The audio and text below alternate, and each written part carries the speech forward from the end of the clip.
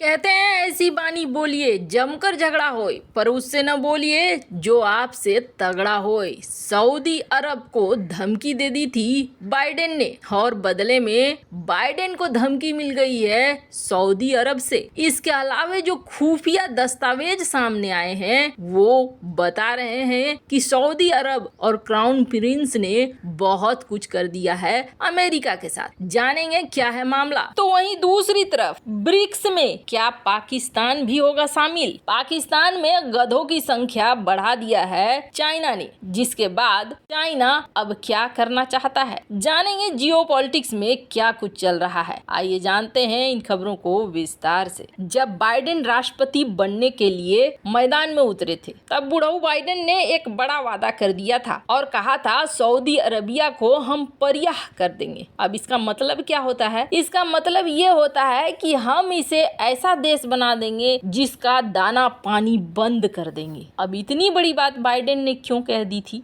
तो आपको बता दें कि चमड़े का मुंह है, कह दिया बिना सोचे समझे। असल में जमाल खगोसी एक पत्रकार जिसकी मौत का इल्जाम लगता है सऊदी अरब के क्राउन प्रिंस के ऊपर। वैसे उस पत्रकार की मौत बड़ी दर्दनाक हुई थी। कहा जाता है वाणिज्य दूतावास के अंदर ही उसकी मौत हुई थी और मौत भी इस तरीके से कि उसकी लाश का या उसके शरीर का एक टुकड़ा नहीं मिला था। कहा जाता है कि बहुत दर्दनाक तरीके से किसी चीज से काट कर बैग में भरकर शायद उसे डिस्पोज कर दिया गया था। खुफिया एजेंसी ने इशारा किया था कि ये सारा कुछ हुआ है MBS के कारण, यानी मोहम्मद बिन सुल्तान जो क्राउन प्रिंस है। और उसको लेकर तब बाइडेन ने कहा था कि हम जरूर इसकी सजा देंगे और ये सजा हम देकर रहेंगे। बाइडेन और सऊदी अरब के क्राउन प्रिंस के बीच झगड़ा होगा ये तो तय माना जा रहा था, लेकिन बाइडेन को मजबूर होना पड़ा रूस यूक्रेन युद्ध में। और रूस यूक्रेन युद्ध में इस तरीके से बाइडेन मजबूर हुए कि ना चाहते हुए भी बाइडेन पहुंच गए सऊदी अरब के प्रिंस के साथ मिलने। और सऊदी अरब के प्रिंस के साथ मुलाकात भी कैसी हुई, हाथ नहीं मिलाया, मुक्का मिलाया। मतलब दुनिया को ये शो करना चाहते थे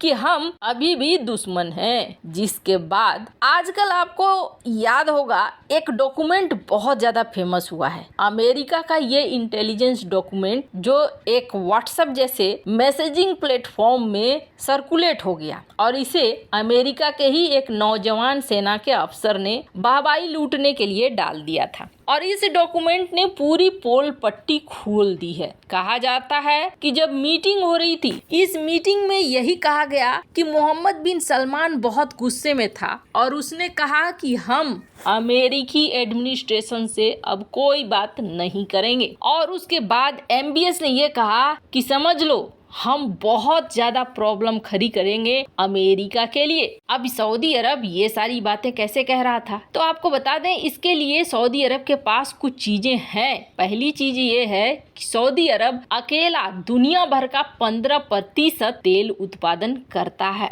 और दूसरी बड़ी बात ये है कि ये ओपेक का पार्टनर है और ओपेक पर पूरा कंट्रोल रखता है। अमेरिका और सऊदी अरब के बीच में 1945 में एक समझौता हुआ था और ये समझौता इतना जरूरी था कि जंगी जहाज में ये मुलाकात हुई थी। पुरानी तस्वीर आप देख सकते हैं। और इस एग्रीमेंट के तहत ये कहा गया था कि तेल के जितने भी कॉन्ट्रैक्ट होंगे ना, वो सारे कॉन्ट्रैक्ट आप डॉलर में करना, तो हमारा डॉलर दुनिया का करेंसी बन जाएगा। बदले में हम आपको सुरक्षा देंगे और हथियार देंगे। ये चीज तय हुई थी, लेकिन बाइडेन ने आकर सारा का सारा खेल ही बिगाड़ दिया। बाइडेन ने सबसे पहले तो रोक दिया अरब देशों को जाने वाला हथियार। जो डील फाइनल भी हो गए थे उस डील को इन्होंने लौटा दिया, जिसके बाद सऊदी अरब चाइना की तरफ झुकने लगा। और MBS के साथ दुश्मनी दिखाने के चक्कर में बाइडेन बुरे फंसते चले गए। और इस मीटिंग के बाद अब एक बार फिर जो डॉक्यूमेंट है वो ये बता रही है कि उस डॉक्यूमेंट में साफ साफ लिखा हुआ है कि सऊदी अरब के प्रिंस ने पहले ही कह दिया था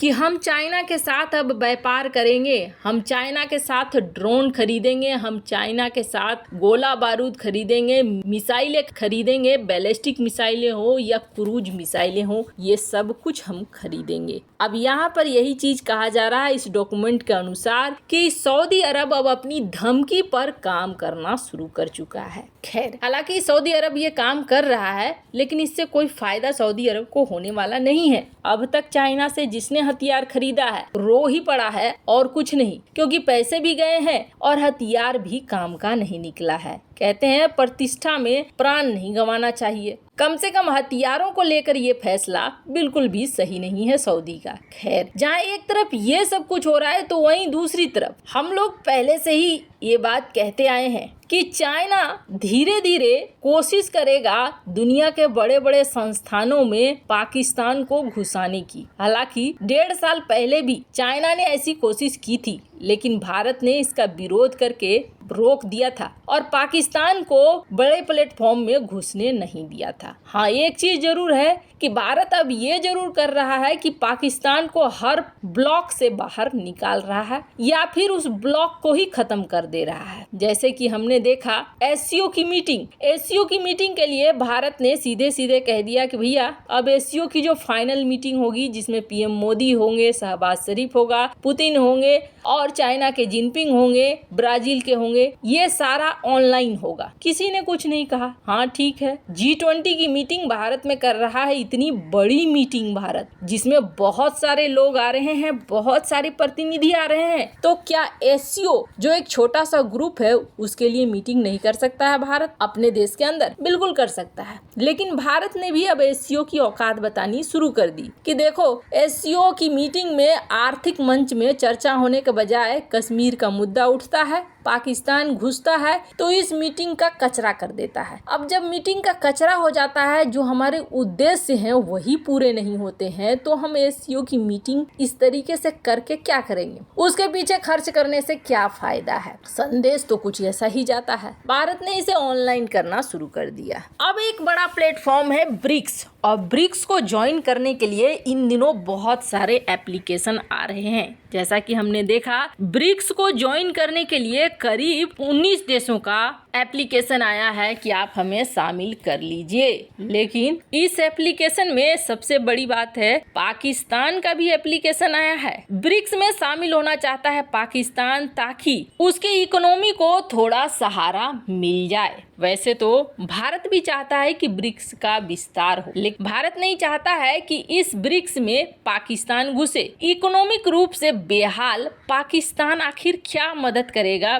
ब्रिक्स देशों की? यहाँ पर भी आकर ये कटोरा ही फैलाएगा। खैर, ब्रिक्स एक ब्रांड बन चुका है, लेकिन इस ब्रिक्स में अब ऐसा लगता है पाकिस्तान घुसकर फिर से पनौती करेगा। वैसे इतना आसान नहीं है, ब्रिक्स के सारे सदस्य मानेंगे तभी किसी दूसरे देश की एंट्री होगी, वरना पाकिस्तान तो 2022 से चाहता रहा है, पर भारत ने कभी इसे सफल नहीं होने दिया है। वैसे इन सब मामले में आपकी क्या राय है? कमेंट कर जरूर बताएं। जल्द मिलते हैं अगले वीडियो में नई खबर के साथ।